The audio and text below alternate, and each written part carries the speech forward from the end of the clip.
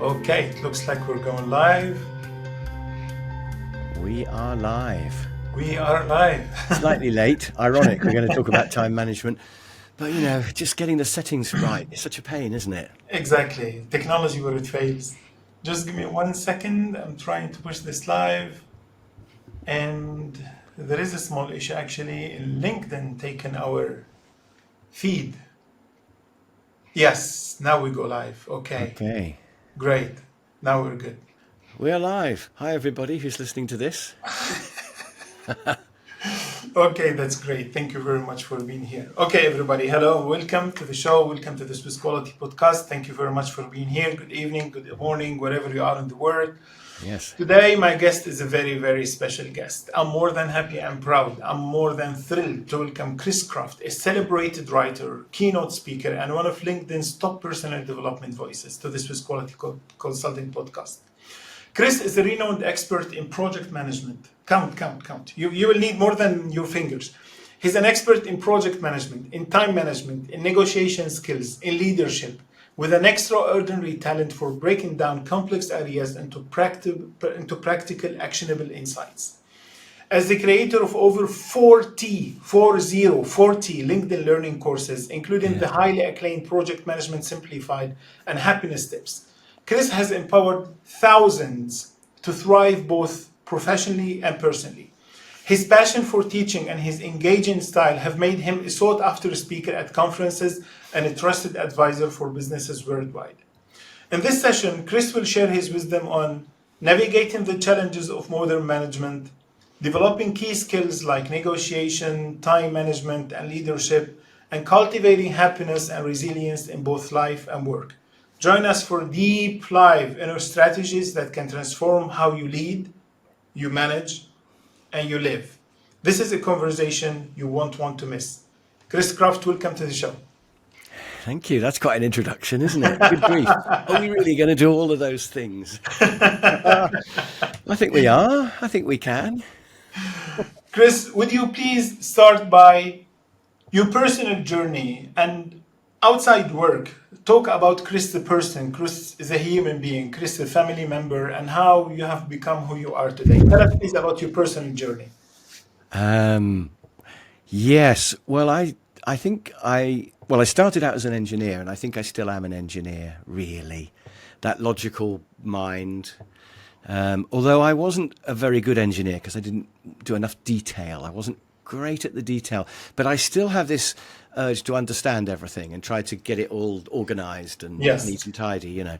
But I went into management for a bit. Didn't really like having to do things to people that they didn't want. Management was really interesting. I've continued to be interested in it, but I didn't really enjoy doing it. And then I got into teaching, into training courses and making videos and stuff. And that's what I really do love doing. And I know they say those who can't do teach. And I think it's those who don't want to do teach, perhaps.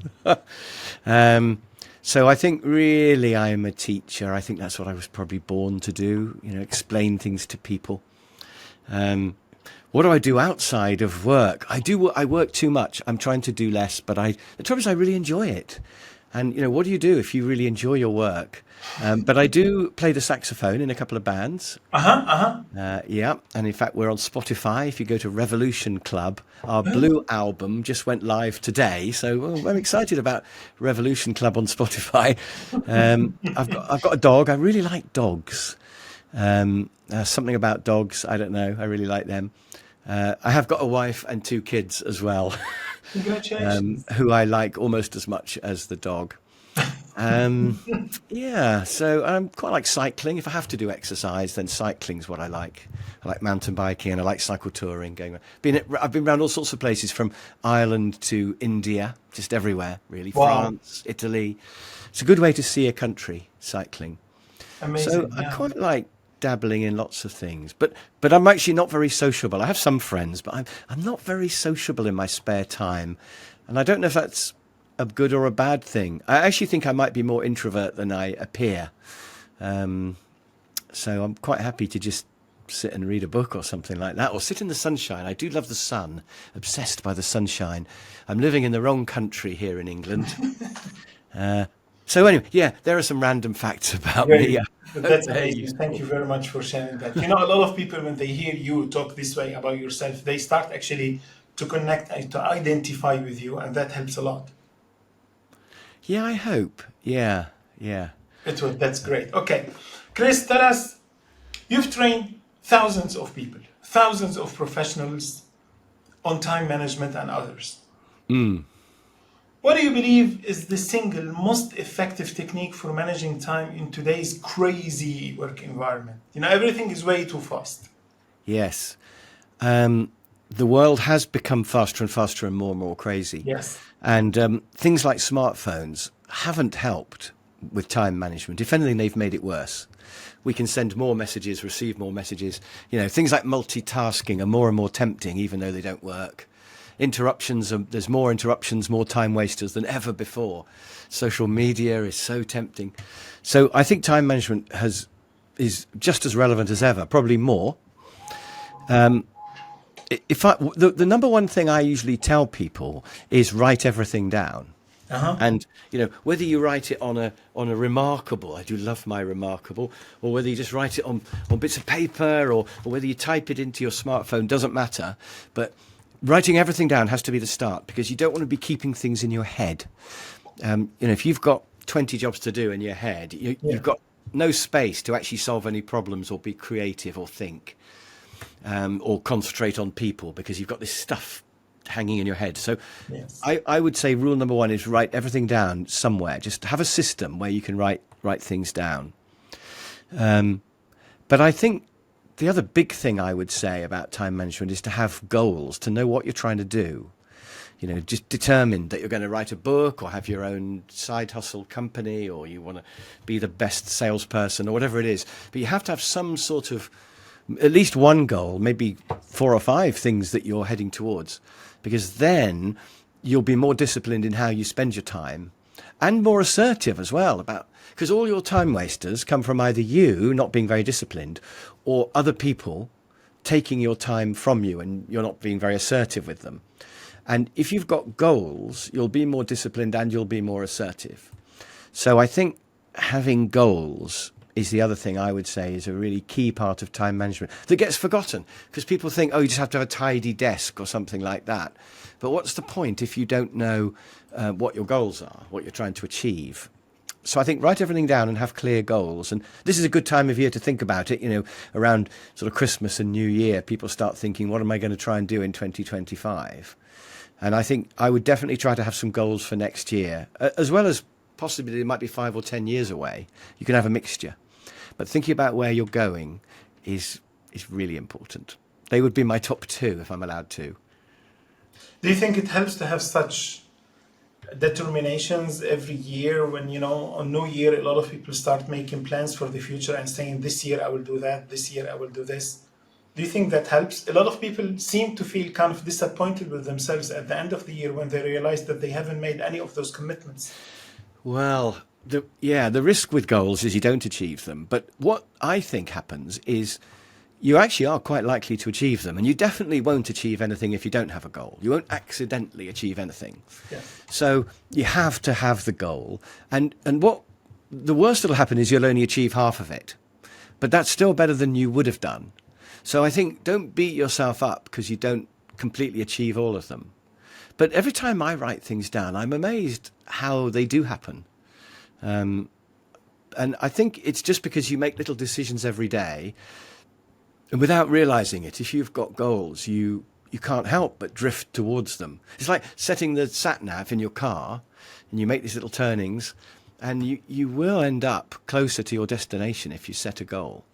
So I think you just have to run the risk of disappointment. And if you don't achieve anything, that just means that you've been terrible. You know, you set your goals and then you did nothing and you were just lazy, you know, but that's not going to happen. I mean, I don't think many people are that bad. So yeah, you have to run the risk of disappointment and do them anyway. That's what I say. Okay. Okay. Oh, and also you can change your mind halfway through a goal. Yeah. So sometimes when you start on it, you think, actually, I don't really like this, or actually, I've seen something better over there. I want to do that. And you can change. You're not stuck. Oh, Yeah. I've got to achieve that goal now.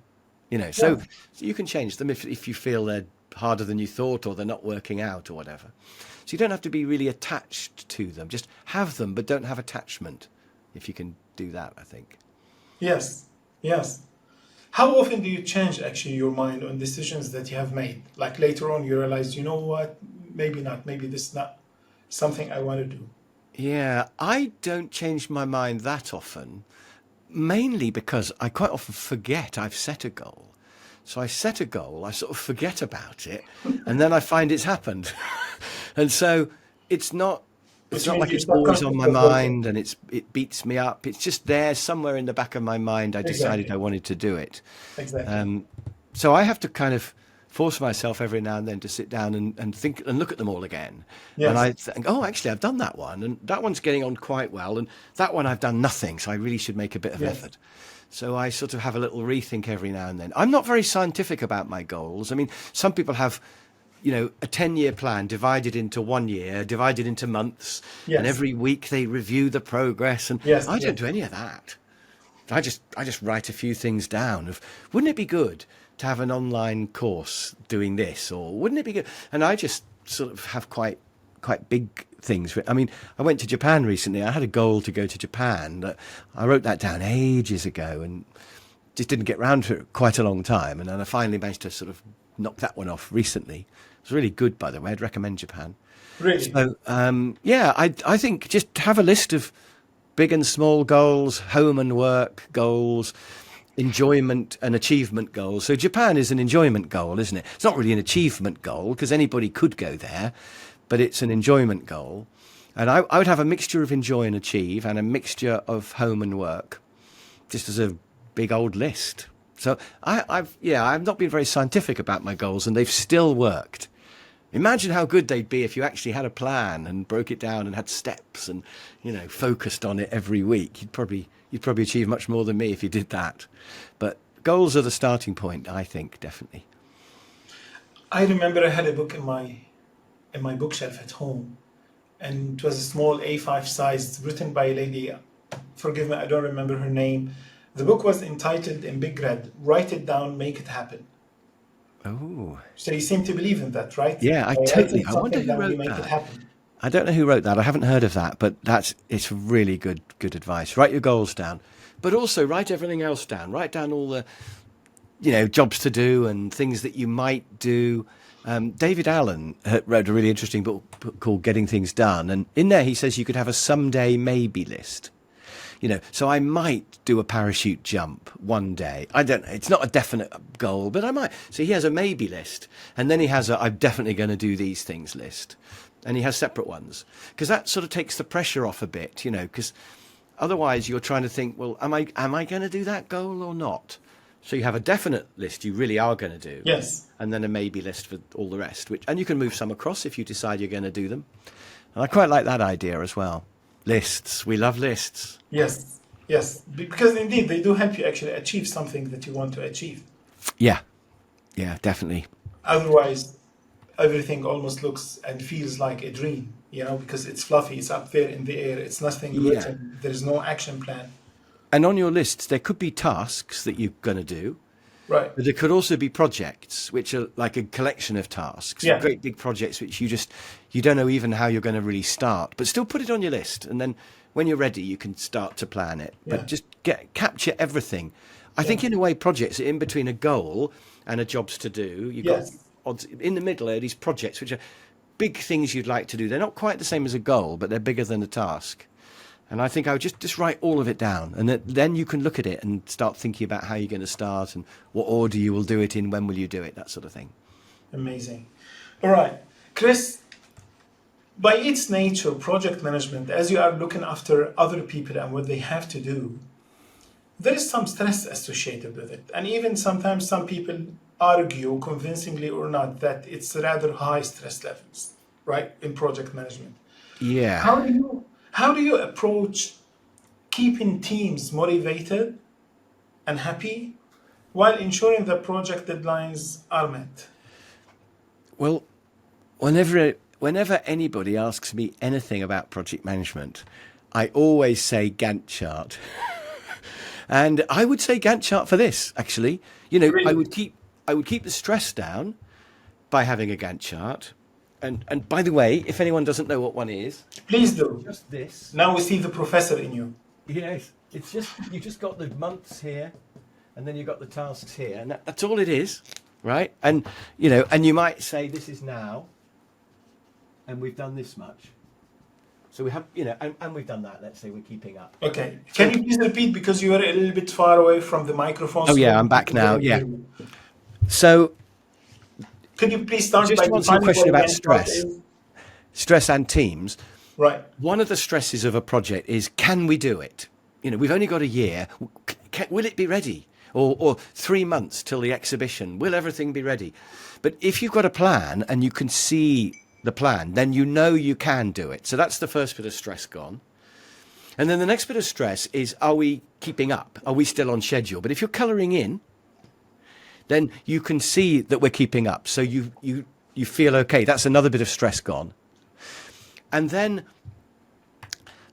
often projects, there's a big panic at the end because you go a bit slowly and you only realize when you're nearly there, a bit like you run the marathon and you realize you can see the finish and you look at your watch and you think, oh no, I've only got 10 seconds to do the last mile, and which is impossible. And that happens with work projects, and they throw loads of people at it and it's a nightmare. And that's really stressful. But again, if you have a plan and you stick to your plan, like you have milestones as you go along, then you don't have a panic at the end. And if you're running slightly behind at the beginning, because you can compare what you've done with your plan. So then you have to speed up early. So if when you're running your marathon, you're slightly off the pace, you only have to speed up by maybe 5% to be okay. You don't have to do a crazy sprint at the finish.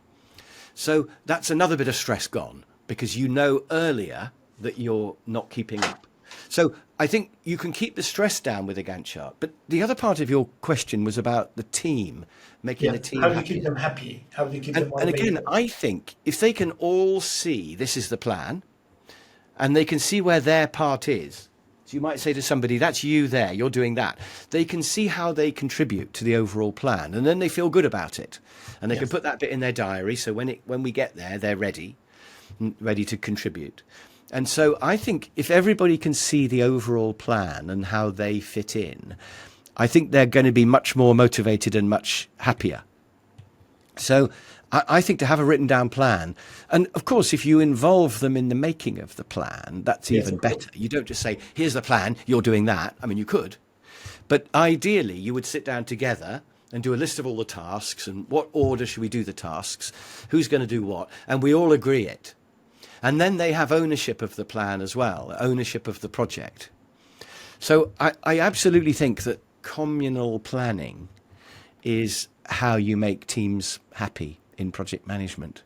And the good old Gantt chart, it just solves so many things. Yes, I definitely agree.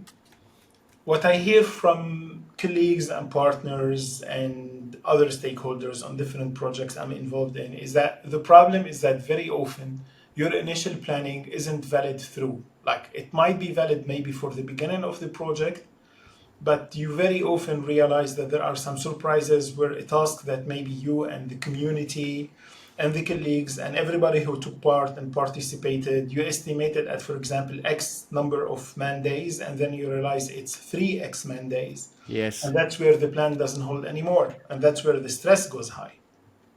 I mean, I think you're right that there's that great expression, isn't there? No battle plan ever withstands contact with the enemy. And in project management, everything's the enemy. The whole world, customers, suppliers, everybody is trying to mess you around. And no project plan withstands contact with reality. That's true.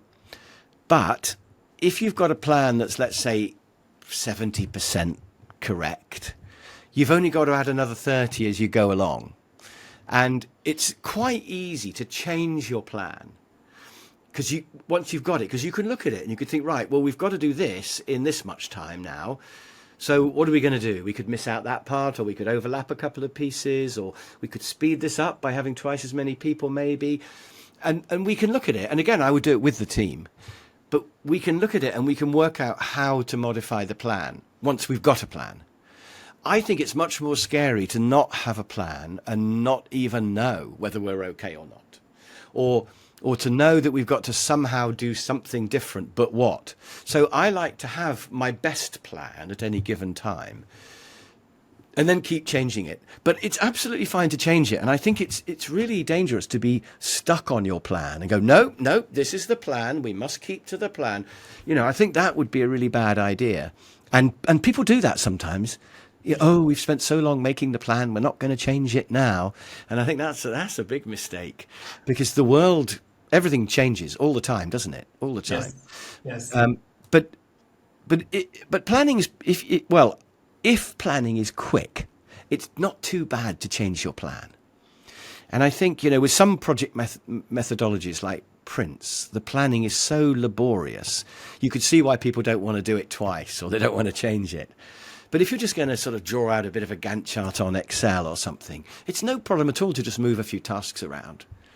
And even Microsoft Project, which I don't particularly like, it's very easy to change your plan on there. And you just change one task and it moves all the others along as well. It's very good. So I think project management, it's all about having a plan. And then it is about adapting it as you go along. And that's fine. And, I'm sort of a bit notorious for not really liking agile.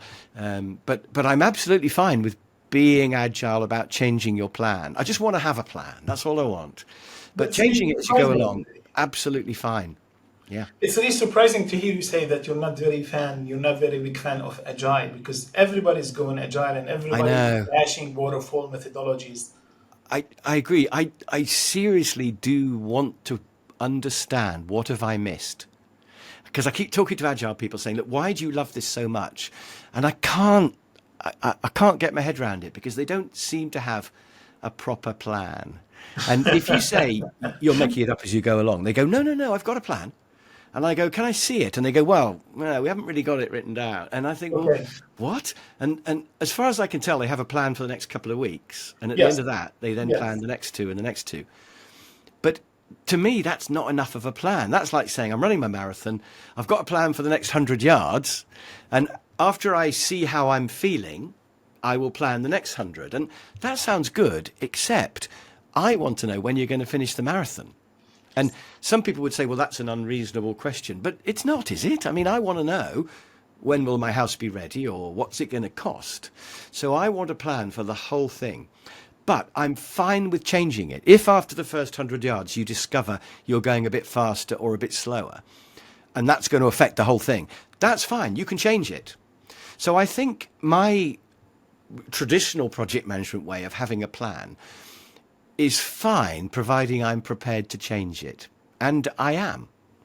And you might then say, well, what's the point of having a plan at all? But the answer is, if the finish time is important on a project, we can stick to that and we can spend more money, or we can reduce the scope.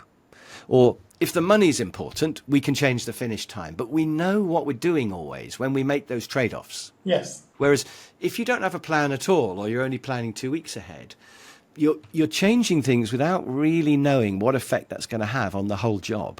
And I find that scary. But anyway, we mustn't talk about this too much, because agile people will be watching this and they'll be going mad. They'll be going, no, Chris, that's not true. And it probably isn't. I might be wrong.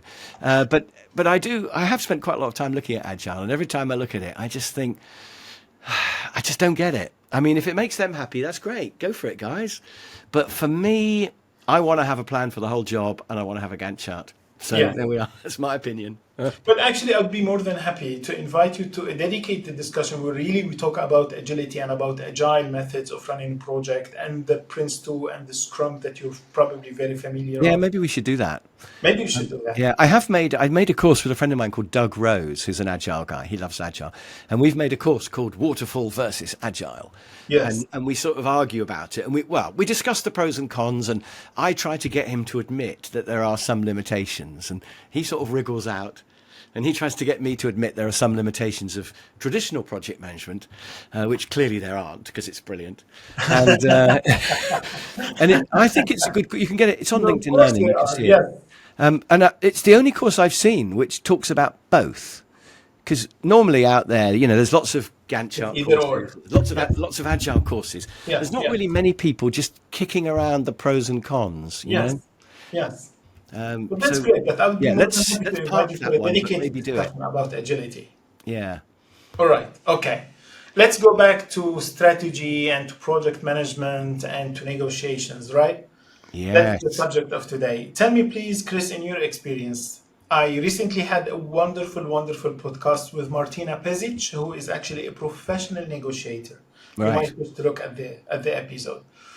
Now, tell me, please, in your experience, and here I'm drawing from some of the learnings I've made out of that discussion with Martina. What are the most common mistakes you see people and companies make when they are negotiating? And how, in your opinion, they can avoid this? Well, I think people make lots of mistakes when they negotiate. Uh huh. I think negotiating is a fascinating subject because It is. it's quite scary, it's quite tricky. The other person is deliberately trying to mess you up. In fact, it could be the only thing in the world where the other person is deliberately trying to mess you up. Because everything else, I mean, even something like sales, where you're trying to get the best price you can, you want to help the customer, you want to sell them the best thing for them, you want them to be happy. But negotiating, I mean, I know there's win-win negotiating, but really, you're trying to mess with the other person and get the best deal out of them, aren't you? It's a war. And I think the thing about it is that despite the fact it's so tricky, there are simple rules that you can use, that you can follow, that work, which people don't do. And I think it must be just because they don't know about them. So when I'm teaching negotiating, I've noticed quite a few things. So the first one is, particularly in England, is people don't even try to negotiate. Oh, yeah. They don't even try. They just pay. Yeah. And they could have negotiated, and I found, people ask me how much is a training course, and I quote a price, and they either go okay then and they pay it, or they just never reply because it was too expensive. Yes. And I just think, well, if you'd come back to me and said, can you make it a bit cheaper, maybe I would have, instead of them just walking away. There was a deal we could have had. And when they just go okay then, perhaps they could have got me down in price, but they don't even try. Although if you're watching this, don't even try. I teach But I think for negotiating, some so people in their I'm not culture, allowed to actually come down, am I? But anyway, so the first thing I think is not trying. In certain cultures like England, yes, where people obviously, think it's somewhere not like, right. say, India, everybody Yeah. negotiates. Yes. Yes. Or Morocco. I've been to, oh God, I've forgotten the name of it. What's the place? Casablanca or Marrakesh? A bit Marrakesh. Yes. I've been all over Morocco. Actually, I've been to Fez and Rabat and Casablanca and everywhere. Yeah. But in Marrakesh, in the market, I mean, they will negotiate for sure, won't Yeah, they? I've been there. I know what you're talking about. Cairo, I've been to as well. A lot of negotiating there. But in England, people, the big thing they do is they don't even try.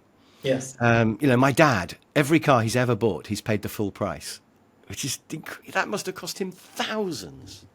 Well, it's cost me thousands of my inheritance when I finally, I mean, but when I do role play exercises and things in training classes, one of the big mistakes is not preparing enough.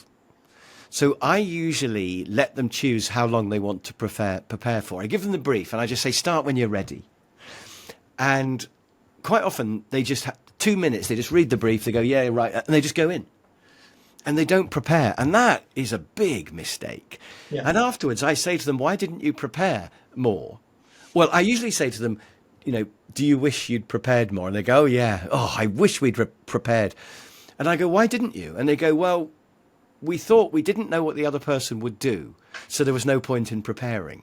Oh. But you absolutely can prepare your position.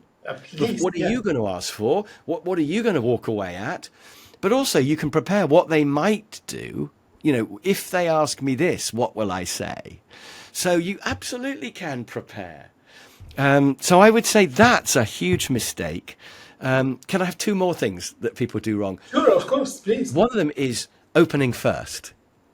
And this is a bit debatable because some negotiating teachers actually teach this, but I think it's a really bad idea to open first. Some people say you should open first because you put a flag in the ground and you claim that territory, right? So, if you're selling, if you open a really high price, you've put in their mind that it's expensive. So that's an argument that some people have, which I don't agree with, because I think get them to open first.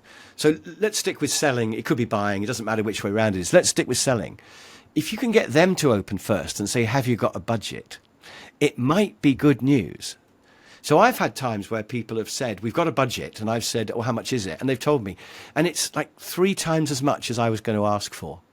It's a huge amount. And I go, yeah, I could do it for that. I mean, I probably should say, is that all? I want more. But, but I usually just go, oh, okay. And so get them to open first in case it's good news. If it's bad news and their budget's really small, you can still open high. You can still put your flag in the ground there. It's just as powerful. It's only a problem if you let their small budget knock you off course, because they've put their flag in the ground. But I don't care where you put your flag. I'm ignoring that because I'm putting mine here. So I absolutely think opening first is a big mistake. And sometimes you have to, particularly if you're selling. But, sometimes when people are buying, they open first and they say, this is all I can afford. And that's just madness, because it could be a really high number. And I'm the salesperson. I think, great, thank you very much. So that's a mistake. The final mistake I've seen people make a lot, and this one I would never have guessed if I hadn't seen it quite a lot, is they move too far from their opening position. So when we do role play exercises, what people do, they open on maybe quite a high price because I've told them to. And let's say they want $4,000 for whatever it is, right? And the buyer says, oh, I can't afford that. And then the seller goes, okay, how about 3? And I'm thinking, no, you've just given away 25% of your money. You've probably given away 100% of your profit when you've come from 4 to 3. So they should say, I'll come from 4 to 3,900 or 3,870. And I'll only do that if you buy 2 or whatever it is, But they just come right down. Sometimes they even halve it. They go, you can't afford 4. How about 2? And you just think, no. So coming down by too big a step from your opening offer is a mistake I've seen a lot. And I find that weird that people even do that, but they do. So, yeah, those are some mistakes that I've seen people make. And it's basic stuff. And what I would say to anybody is go on a negotiating course. And I'm not trying to sell you mine or whatever. You get a book on it, or you can buy mine it's on Udemy for 20 quid, or if you've got LinkedIn Learning, I've got 2 negotiating courses on there. You could do the free trial of LinkedIn Learning for a month, and you could watch both of my negotiating courses and a load of other good ones as well. Why would you not? Why would you not spend 20 quid on a negotiating course? It's going to save you at least £20,000 when you next buy a house. Yes, but that's quite possibly 50,000 or 100,000. I mean, huge. Absolutely. So, why would anyone not do a negotiating course? And I think it's probably fear. I think they worry that it's going to be like a high pressure, difficult, scary situation, but it's not. It's just some little tricks. Some little games like get the other person to open first. When they ask you, say, I don't know really, what do you think? And just chuck it back. Yeah. So it's easy and it's important and it's worth doing. I 100% share what you're saying. Yeah. If you learn anything, learn negotiating. I mean, obviously Gantt charts are brilliant as well. But oh God, you got to learn negotiating. Yes. I 100% share your position, and I can assure you in our business, we also often have this where people, frankly, to my big surprise, like they invest massive amounts of money in, for example, buying a new car, and they're not ready to invest 5% of this in themselves. Yes. In improving their own skills. Yes. And what's in your head is so important compared to anything else these days. I mean, strength is irrelevant now. That's gone. There's just machines, So you have to invest in yourself. And actually, everyone's talking about AI now. And AI is it's a bit like the mechanical industrial revolution, only it's going to get rid of all the white collar stuff instead of the blue collar stuff. And the only things it can't do are really creative, unusual, different things. But all the routine stuff, AI is just going to do. So if you don't keep investing, if all you do is stuff that's quite routine, firstly, that's boring for you. But secondly, AI is going to take that away from you. So you have to be ahead of the game. You've got to be learning faster than AI is. And that's scary and difficult. But I think self-development is going to get even more important now that AI is coming. Wouldn't you agree? I definitely agree. I Yeah. had a similar discussion recently with somebody who was coming to us asking for our help that we help him optimize his LinkedIn profile. Yes. And we had a similar discussion about AI and what AI is going to do in the near future and how some people will lose jobs. We have to face it. We have to admit it. Some people will lose their jobs They'll have to to move to a AI. more interesting job. That's the Yes, positive way to think of it, perhaps. yes. And frankly, to my biggest surprise, that person was looking for a 10K job, like a job that pays him per month 10K, and he wasn't willing to invest 1K in his own like learning, in Yeah. improving his own profile, improving his own LinkedIn, and improving his own resume. I Yes. recently spoke with Robin Story. You probably know Robin Story. She's a 1 Yes. million followers on LinkedIn. And she actually, as you know, she is very professional of, and she is very well known for helping people with their resumes. And she shared similar feedback, saying that it is absolutely astonishing how some people are ready to invest a massive amount of money, for example, in a big fancy car, Yeah. and they wouldn't invest a small, tiny portion of this investment in themselves, in their own learning, It's to crazy. improve their capacity to get the job that they dream of. I think quite often people get comfortable, and I'm guilty of this too. People get comfortable. Like, let's suppose you do conveyancing of houses. You do the paperwork for people to buy and sell houses, and you're good at it and you know how to do it. You could just be a conveyancer forever. Just do that. And why should you do any training? Why should you learn new stuff? But the answer is something like AI will do conveyancing soon. They'll automate that. And so the future for a conveyancer is to know about the really difficult, obscure cases and to know, the latest changes in the law and to have a really clever way of negotiating for a better price and the extras around the edge. So you've got to be the best conveyancer. Plus, if they end up getting rid of, let's say, half the conveyancers go because of AI, you've got to be in the top half at least. So I think the risk is people think, well, I'm making a living at the moment, so why do I need to change? And they will wait till the water level has come up and they're just Exactly. about to drown. And Yeah, then when they'll it's think, too late. help, I need to learn something new. And Yes. it's too late by then. It's already lapping at your feet now. Maybe it's reached your knees.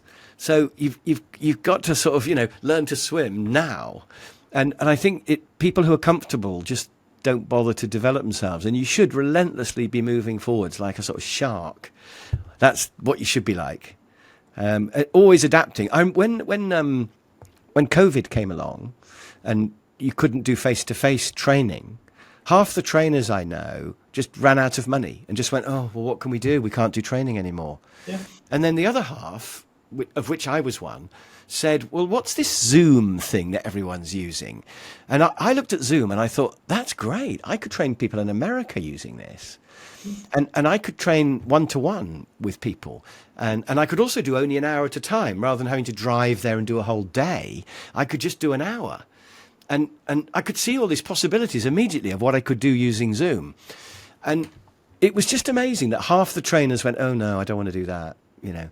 I'll hope that normal training comes back. And normal training has come back. So I now do a mixture of Zoom and normal training, which is much better. So I just think you've got to embrace what's coming and not just react to it favorably when it comes along, but think ahead and think what's coming next. How am I going to use AI? That's the next question, isn't it? That everyone should be thinking about. So yeah, it's all about what's in your head, and people just don't understand that, but they will when the water level gets to here. Yes. At our company, we had, I think at some point of time, we had something like 8 people or even more doing just content, creating content. Like taking, for example, ideas from videos or others and trying to develop this and trying to develop content, trying to develop and create ebooks and courses around that. Yes. And frankly, today with AI, all of those people are gone, except the ones who recycled themselves, learned something else, and they are doing something else in the company. Yeah. Otherwise, all of those people who were working with us for content creation, they're not anymore there. AI has Yeah. taken their place. I think it will wipe out some jobs, and I think it will make other jobs quicker, more efficient. So something like, say, a solicitor, you probably still need them, but they're going to use AI to get information and to write reports and to summarize things. And so a solicitor will perhaps be able to deal with twice as many cases when they're using AI. So Exactly. you'll only need half the number of solicitors. Exactly. So it won't wipe them out. It'll make them more efficient. But it does mean you've got to be in the top half, or at least you've got to be the one who knows how to use AI, because even within your company, they'll employ fewer people and there'll be only half as many companies. So if the company down the road are all using AI and you're not, you'll be the one who goes. Yes. Yes. And so it's the big question is who's forward thinking and who isn't. And every job, I think every job is going to be affected. I wrote a LinkedIn article just a couple of weeks ago, and I actually asked AI to get me a list of all the jobs that AI was going to affect. And there's this huge list. And then I said, a list of all the jobs it's not going to affect. And there was a small list. But actually, I think it was wrong about those, because I think the ones it's not going to affect, I think it is actually going to affect them. Yes. And it was really interesting to look at all the different jobs. Is it going to affect, say, doctors? And yes. And I think there might be a few just physical jobs, like, say, a gardener, just mowing a lawn. It's not going to affect him or her. But any job where you're using your brain, sorry, I don't want to insult gardeners, because it's probably a really enjoyable job and it's great. But any job where you're having to solve problems and think a lot, I think it's definitely going to affect. It is, isn't it? So, yep, got to embrace it. You got to be in first and not hope it's going to go away, which is what some people are doing. Absolutely amazing. Time's running up. I really have a few questions that I hope you can answer. Yeah, let's do some more. What strategies do you recommend for managers looking to transform problem teams into high-performing teams? That's funny. I was doing a team day just yesterday, actually. Uh-huh. I think the first thing is, if you look at what leaders, the difference between a leader and a manager, and really when you start talking about teams, really you're talking about leadership, I think. Yes. There's only two differences. A leader has a vision and motivates people to do it, whereas a manager is more mechanical of efficiency and organization and stuff, which you have to have as well. You don't want to be a visionary leader who's not organized, So I think the big two things are to have a vision and then get people united behind that vision, sell them on that vision. And I think it's really difficult to know what your vision is, especially if you're halfway up a company, because the person at the top of the company probably has a vision. But if you're halfway, you need a vision for your department or your team or your part of the company. But you have to have a vision, and you have to say to people, this is going to be great. We're going to do this. We're going to be the best. Our customers are going to love us, or whatever it is. So I think selling them the vision, I think, is really big. I also think probably meeting every week. Some people don't have team meetings, and I think to feel like a team, you've got to be in a room together. And people go, we don't need a team meeting because we all sit in the same office. But that's not the same. I think you have to meet once a week and just sit around the table and say, who's doing what this week? And the boss should say, this is what I'm doing this week. And, we've got a visitor coming on Thursday or whatever it might be. So I think people will feel like a team when they've got a vision and they meet every week. But I also think you've got to get rid of the bad people in the team. And sometimes teams underperform because of one person who just ruins it. They're playing games, or they're talking about people behind their backs, or they're just negative or lazy or whatever it is. And there was a boss I worked for years ago called David Stankham, and he used to call them the 40%ers. So he would say that quite often people get fired if they only do 5% of the job they're supposed to do. But he would get rid of people at 40. So people who plod and are okay, they're probably the ones who'd be replaced by AI, actually. But people who do an okay job but don't really make any effort. They don't think about how to improve things. And they never go the extra mile for a customer or a teammate. They just do the minimum. They do 40%.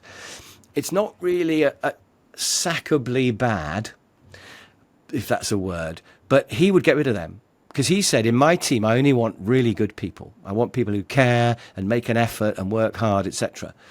So he was pretty ruthless. And I remember he got rid of a guy who was quite good. He was competent. He didn't really make mistakes. And David got rid of him. I remember thinking, good grief, that was quite ruthless. But after this guy had gone, I realized he was holding us back. And actually, he was replaced by someone really great.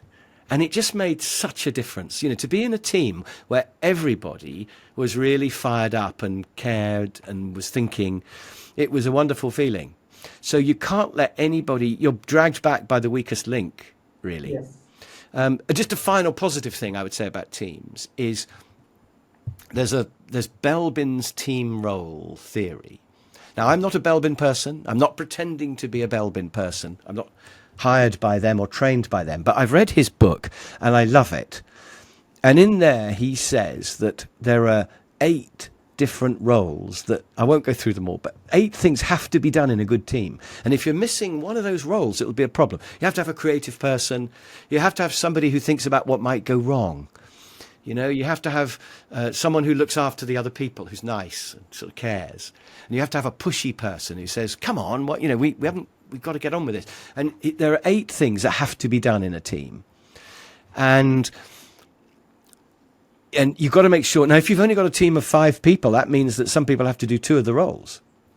But I think once you've seen that, that's a really interesting way of thinking about why a team is underperforming. Because it could just be you're missing one of the roles. You don't have the ideas person or whatever, So I would definitely recommend investigating Belbin, Belbin, and having a look at his team roles. And making sure that, because quite often, let's say the thinking of what goes wrong, right? If that's somebody's top role, the top thing they always want to do, they'll do that, and that's great. But quite often in a team, you don't have someone who it's their top role, but you might have somebody who it's their second or third choice. So the idea is you say to them, look, I know that coming up with ideas is your top one, but we've already got Mark who does that. So could you use your secondary role and judge the ideas and tell us what's wrong with them? And you can consciously get people to take particular roles in the team when it wouldn't be their number one choice. And that can make the team a lot more effective. So I think the Belbin team roles theory is completely brilliant. Even though I'm not a Belbin associate, I've got to say that. Maybe we can discuss Belbin in a future discussion. Thank you very, very much, Chris, for this discussion today. It was really an amazing conversation. I'm very thankful, and I very much hope we would be able to have you again, maybe in January or February if you have the time. Yeah, we could have our agile debate, couldn't we? Yes, we should. And I don't want to prove you wrong. I want to understand it. I want to know what is the missing piece. I want to suddenly go, oh yes, agile is brilliant. I would like that because I want to learn. I'm always learning new stuff. Great. And I want to learn. And if everybody's doing something that I'm not, I'm thinking, well, what am I missing out on? Maybe. Or is it the emperor's new clothes and they're all actually just naked? Great comments. Thank you, Chris. Have a great day. Thank you. Yes, Chris. thank you for having me, Mark. It's been really fun. And I hope everybody's found it useful. I don't know. I'm sure they did. Thank you very much, Chris. Have a great day. Okay, bye for now. Bye now. Bye. Thank you.